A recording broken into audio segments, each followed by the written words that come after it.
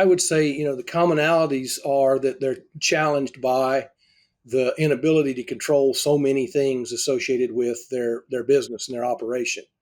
Uh, Markets, weather, all of those things that leave them exposed to risk. But honestly, that's true of any farmers worldwide. Anywhere I've gone and interacted with folks in the ag industry, they all seem risk averse when you talk to them about new things or making changes. But then you have to keep in mind, how much risk they actually are willing to take on a weekly basis with all these things they can't control.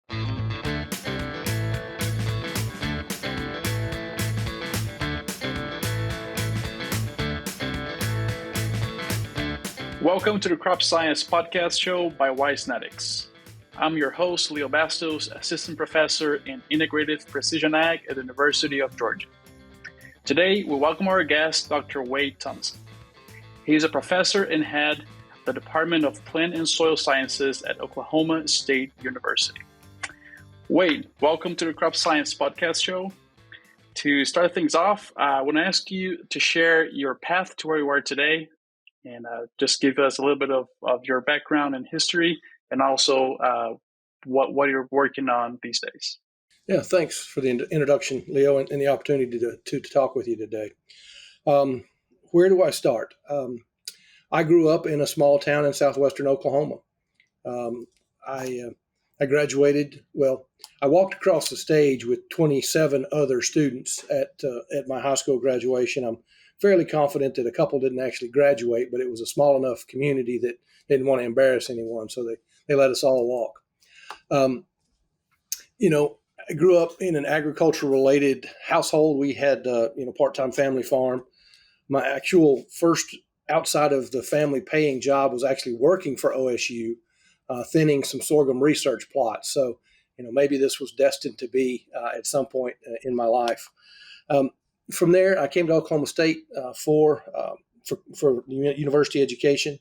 I did 3 degrees here, 1 in animal science and 2 in master's in agronomy and a PhD in soil science. I worked, when I finished up, I worked for a couple of years for the Noble Foundation, which is a nonprofit consulting agency in southern Oklahoma, or at least was at that time. And I discovered that, the style of what they did there was, not how I wanted to spend the rest of my career. It was a very similar mission to Extension, except it was a small group of us focused on individual producers at a time, and I felt like I wanted to impact the broader industry a little bit more. So that was on to 19 years as the corn and small grain agronomist for the state of Virginia, working at Virginia Tech, and then back here at Oklahoma State in an administrative role for about the last 2 years. Perfect. And now in your current role, is that a full 100% administration, or do you still have a research program going on? I'm still working with advising a few students. I, for the first time in my career, am actually teaching a regularly scheduled classroom course, which has been a bit of a change for me. Throughout my extension years, it was probably a bit of a frustration for my wife and family. But one of the things I really enjoyed was I never had to be in the same place at the same time every Tuesday. I had the flexibility to do a lot of other things. I also had the opportunity I only had to know a handful of jokes every semester. I mean, you go to see students 2 or 3 times a week, you got to be on your game. But, if I'm going across multiple counties in the state, I can roll that same joke, on the end.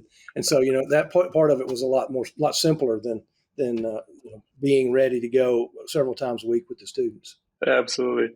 Yeah, I teach 2 courses here at UGA, and yeah, that fixed schedule of teaching it's interesting to manage around it. So sure. Well, it's challenging to do well. I'll say that. Yeah, absolutely. Awesome. So something that I think is really interesting, from a history and background, being from Oklahoma and going to Virginia, coming back to Oklahoma, I wanted to follow up on that and just ask for your thoughts around what are some of the challenges that you see growers having in Oklahoma and also in Virginia, some of those similarities that could be related to cropping systems or environmental conditions, or really what these growers are facing in these different states and different regions, and some of the commonalities and also differences across those two states. So I would say, the commonalities are that they're challenged by the inability to control so many things associated with their business and their operation. Uh, Markets, weather, all of those things that leave them exposed to risk. But honestly, that's true of any farmers worldwide. Anywhere I've gone and interacted with folks in the ag industry, they all seem risk averse when you talk to them about new things or making changes. But then you have to keep in mind, how much risk they actually are willing to take on a weekly basis with all these things they can't control. And I was reading a business review article earlier in the week that someone had shared, and it was talking about the threats to change within industries and how much threat there is to the industry of agriculture by technology, and how much we have to potentially learn and incorporate and manage in the next 10 to 15 years compared to where we have been in the last 10 to 20 or so. And you certainly know that full well in your role in precision agriculture. It's a time of dramatic change in the level of technology adoption on the farm. Yeah, absolutely. What about some of the differences that you see growers of those two regions? So one of the real challenges for the farmers in Virginia is the proximity to all the people. They have, inherently small fields, a lot of waterways and those sorts of things. But then they have a much greater population density there than here. And so, they're much more aware and cognizant of the impacts of, sort of broader society on what they're doing, and them on broader society. The other thing I would say, I guess, there is that, being many of them in the Chesapeake Bay watershed, they're very conversant in environmental issues and very aware of some of the cutting edge science and the terminology associated with the environmental impacts of what they do in their business and how that impacts broader society, particularly water quality, but a few other things. In Oklahoma, it's the weather. We have droughts and 100-degree temperatures and 7 inches of rain in the Oklahoma Panhandle last week in a place that gets about 15 per year. So, to get half your year's rainfall in a day, that's a bit of a challenge to deal with. I know others dealt with flooding, but we certainly did on a small scale here. So that's the biggest piece of it, I think. The other thing that's quite different too is that they have, because of in Virginia the proximity to population, your corn basis is pretty darn good, right? You've got a lot of chickens because we have a lot of people, and a lot of dairy because of that, and it's not the same here in the Southern Plains. A lot of what we grow gets shipped elsewhere before the value is added to it. So there's a difference in terms of the scale of production that you need to be able to make those lower margins kind of work. It's really interesting to hear you say that, because I don't think I thought of it as far as like a producer being closer to urban communities, having that exchange of both the growers being more aware of their impact, but also the urban population being more aware of that as well. So like a two-way street as far as how they interact and try to improve things. I guess perhaps in those cases it would even be like growers would be even more invested in being more sustainable and being more efficient with the use of their inputs, since if they're not, then it's more clearly and rapidly seen by that urban population. Yeah, I think that's true. And there's also some education on both sides. I worked with a farmer that was also a county commissioner in the area between Richmond and Williamsburg. So, a very heavily traveled tourist area. And he said that one of the residents of the county came into the commission meeting one time and said, I'd like you to pass an ordinance that we can't move any farm equipment between 4 o'clock on Friday and 9 o'clock on Monday morning, so that we have, we don't have those interferences on our roadways on the weekends when we had all these tourists. And his response was, well, we can do that. We'll also pass an ordinance no one can eat during that same time frame. And so there were lots of opportunities on both sides to educate and understand what it was that the two groups needed from one another. Absolutely. So we talked about some of these challenges both in Virginia and Oklahoma that growers and their communities can be facing together. And specifically in Oklahoma, you mentioned weather being a very important challenge. So what I wanted to follow up on that is what are you seeing as far as research that is able to help producers with that weather uncertainty, right? So what are you seeing either through your direct research or maybe your colleagues out of Oklahoma State? What's being done to help growers to cope with that uncertainty? So I'd say several things. A big part of it is trying to unpack and understand abiotic stress, what mechanisms the plants use to respond to that stress in this particular environment. I remember, a few years ago we had what was reported to be, and ultimately I believe was, some more drought tolerant corn hybrids, but they were built for areas that were sort of like this, in that they were built to use all the soil water as and just use it up, never shut down, because they were basically bred and designed in an environment where the rain was going to stop and you just need to use as much as you could, rather than try to conserve because it wasn't going to rain again. And those hybrids weren't as effective for us in the east than they might have been, say, in other areas where the drought was more predictable, because you just never knew. In Virginia, it might rain in 3 days, it might be 10 days, but it was going to. In Oklahoma, once we switched from a weather pattern of spring to summertime, a rare summer thunderstorm is about all you can count on. So I think abiotic stress, obviously we're continuing to breed our new cultivars under these stressful conditions and search for those that thrive. We're also trying to understand, is that root length, is that root density, is that translocation of nutrients and water in the plant, what are the mechanisms for that? And then I'd say we've got a number of scientists here who have some pretty good collaborative teams regionally who are looking at water use and water use efficiency. A lot of that is in irrigated systems, but I think we're beginning to more and more look toward our non-irrigated systems and begin to understand how do we focus on water use and again, water use efficiency. How do we get the most crop per drop in this particular case? And that's, looking at that in a non-irrigated situation is somewhat new. If you have to pay for the resource, you want to monitor it fairly closely, as you would with irrigation. But for those of us that are non-irrigated, it's been a sort of an idea of, well, you take what you get and you do the best you can with it. But we're looking at tools that will help us be more efficient with what we do get. Could you expand a little bit on what those tools are and what are you all testing, and if you have any findings you could share around that? So some of it, is around reduced tillage, of course. Some of it is around mulch, whether that's living or cover crops or crop residue or whatever that can be, but protecting the soil surface that holds moisture in, and helps us prevent wind erosion. And some of it is actually tillage. We have some systems here that that benefit from strictly breaking the capillary action of water flow up through the soil.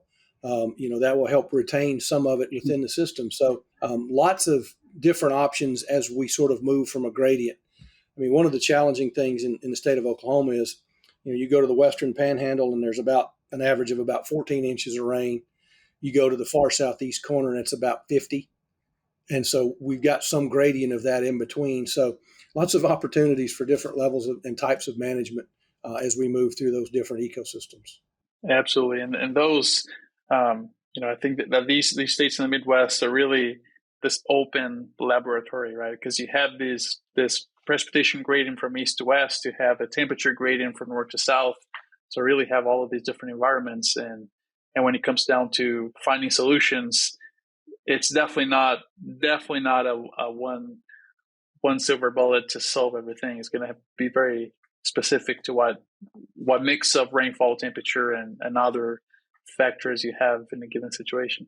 Very true. And one of the things I think I could probably attribute it to several things, but one of the things that I see that's dramatically improved in this region since I was here 20 years ago was the amount of regional collaboration among the the scientists at universities, USDA, ARS, and even those in the industry, where we think much more regionally and less state boundary than we used to, and that's a good thing for the industry. Yeah, absolutely. And especially, I want to ask you if you could talk a little bit about the Ogallala Aquifer as one of the main sources of water for irrigation, and especially, this cross-state boundary relationship that so many states relying on it, and how, if you can give some thoughts around that, especially around managing water in Oklahoma and how that relates to neighboring states. Well, as you know, it's a real challenge, because it's, you look at a regional resource and you say, well, what I do doesn't make all that much difference. It's what all these other people do. And even sometimes that's true from one parcel of land to the next, just across the road. And it can be the case. You can have a grower who, let's talk about it on an individual basis and then we'll scale it. A grower who decides to cut back, somebody on the, who's also part of that same aquifer, who's within a quarter mile, who decides to pump their full allotment, and both see the aquifer level drop for the next year. And the same exists throughout the region. So I'm happy to see the regional planning that's gone on. We in Oklahoma struggle with it in many respects.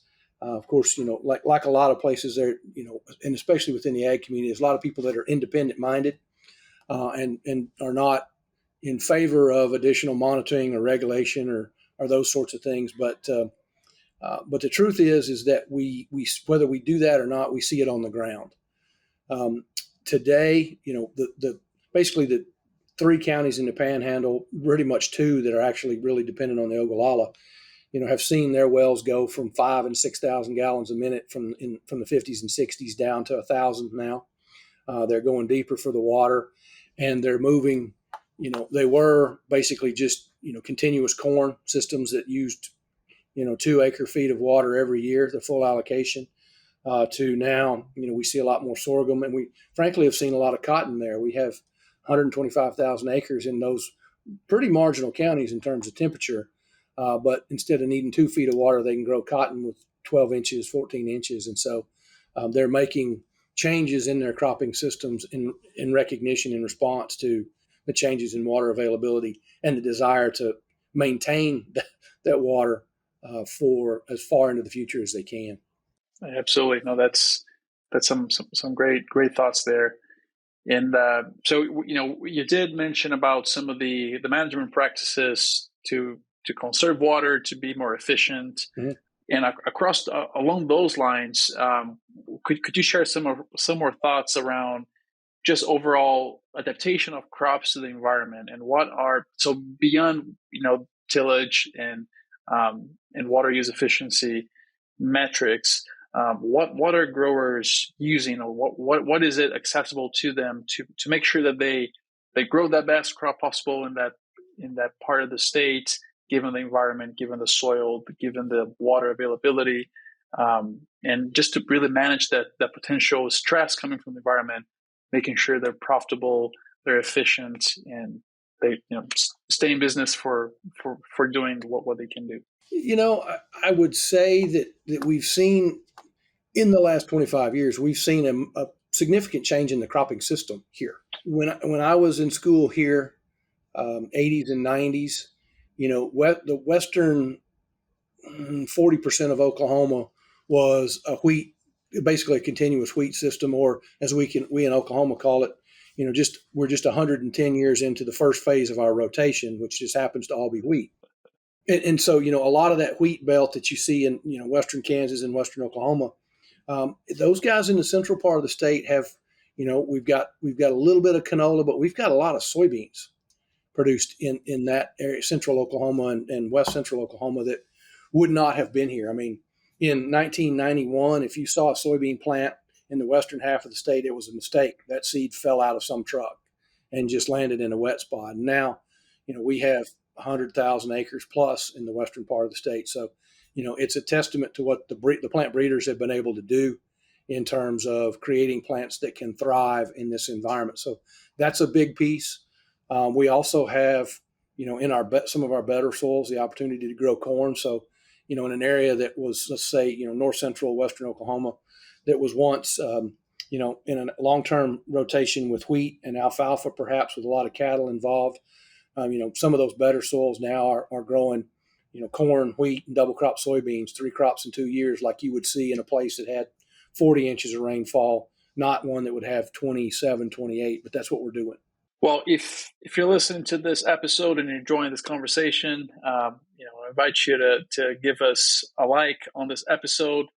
Make sure that you subscribe to our podcast so you get more episodes coming your way, and also share this episode and any other with other people you think will benefit from this great conversation. It's time for our famous 3. All right, wait. So we're getting towards the end of our episode here, and we have 3 questions that we ask every guest. So I'm really curious to hear your thoughts on these as well. Our first question here is, what is a resource from the agricultural side of things, so the more technical side, that you think is a great resource that you would like to share with our audience? I guess I would kind of take the standard pat answer of cooperative extension. In this state, we still have an educator in every county, and they are the linkage to the university. So we work hard to conduct in-service training and keep them up to date on the latest research. They also, work and maintain professional development throughout their careers. And so I think, that's a resource that we need to utilize as well as we can, because it is there. And I think it's a good way for our growers and for our industry to make sure they're getting that research-based, non-biased information. Absolutely. I particularly do not have an extension appointment, but I have many colleagues I work with that do.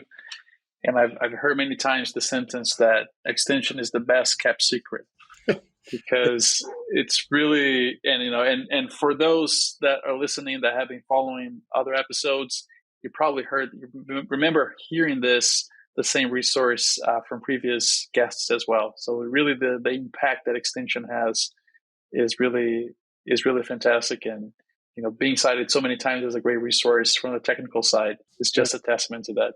Well, I mean, it's you need local information, and information that was generated within the region, and what better place to go than to get that than those affiliated with your land grant university. All right. So next question here is the same question, but more on the non-technical side. So if you have any resources, from other venues, other places rather than the technical agronomy, crop and soil side, that you could share with our audience as well. I still read and look at the No-Till Farmer on a regular basis. I very much a scientist, but I also enjoy the understanding why people do things for motivations other than maybe profit and science, the psychological side, the ethical side of why people tend to do the things they do. And so I always enjoy those sort of personal aspect articles that exist out there. So that's one piece, but I know there are many, many others that allow you to sort of focus on the family and why things are done as a internal motivation, which is, again, that's what I enjoy as far as that goes. So is that like a magazine? It is. Yeah, nice. I was not familiar with that. I'll definitely check it out. So is it like, do they tell like stories of people and from their farming backgrounds and? Yeah, and basically, it's a promotional piece for reduced till, no-till production, but a lot of it is, there's some loose science in there, but a lot of it is intrinsic motivations for the people that choose to adopt those systems. I think you would agree with me when I say that, I can show you some very profitable and productive farms that incorporate every conservation practice known to man. I can show you some very productive and profitable farms that have almost none. And so it's about, the decisions of the managers and what they choose to implement. And I like to understand the motivations that are, that explain the difference between those two extremes. Awesome. Well, thanks for sharing that resource. I think it's the first time that it comes up, and I'll definitely check it out. All right. So our last question here is, through your career, your experience, what are some skills or skill set that you've identified in successful professionals? It's cliche to say it, but communication. But but that's not just, it's not just speaking clearly and being able to articulate a point. For me, communication is also listening. And so you can communicate. You answer the question that's being asked, which is, sometimes a challenge. I think the other things that you need to understand is that, especially in the business that I was in, in terms of extension, is, you're probably going to be the third or fourth person they call with a problem.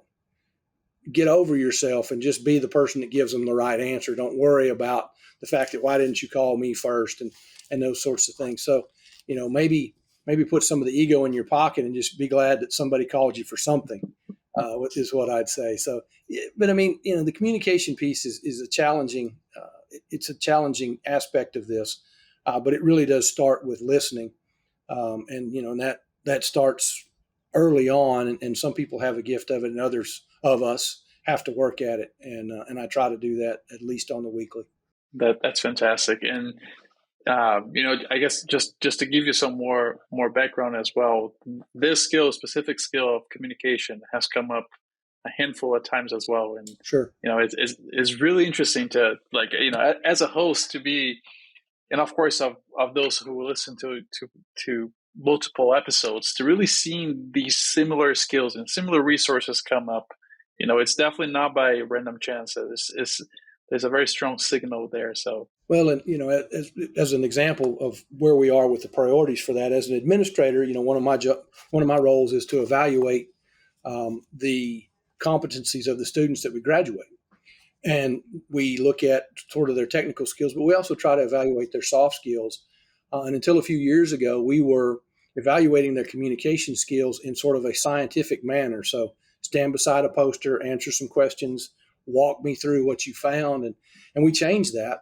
Now we're interviewing their supervisors for their internships and asking them, how well did this person communicate with you, with the clientele, with the other coworkers, to try to get an idea, because I don't necessarily need them to be great scientific communicators, especially at the bachelor's level, and be able to communicate with me. I need them to be able to talk to the people that are going to sign their paycheck, or ultimately, buy products from them or listen to them in terms of their advice. So, it's something we definitely prioritize here. That is a great idea. I don't think I've seen that, at least not here at UGA, and definitely will bring that up to our department head. It's one of those things, doing things. Sometimes doing these things is the most complicated and time-consuming way, but I think we're getting some good benefit out of it for our students, in terms of what we're assessing, and then what things are we tweaking and changing in response. Absolutely. And I mean, we had those types of conversations in my case, because I have a teaching appointment mostly around curriculum, right? So making sure we're teaching things the skills that students really need when they get out in the job market. But this specific one around soft skills, it's a really great idea. Well, they have to be technically competent, but they also have to be able to tell somebody what it is they know. Well, Wade, that wraps up our episode for today. Thank you so much for being here and sharing your thoughts. Really learned a lot about Oklahoma and some of the differences between Oklahoma and Virginia growers, some of those challenges there, and how growers are facing them and coping with them. So thanks for sharing your thoughts. It was really great to have you here today. Sure. I appreciate the opportunity. Thank you. Absolutely. Thank you.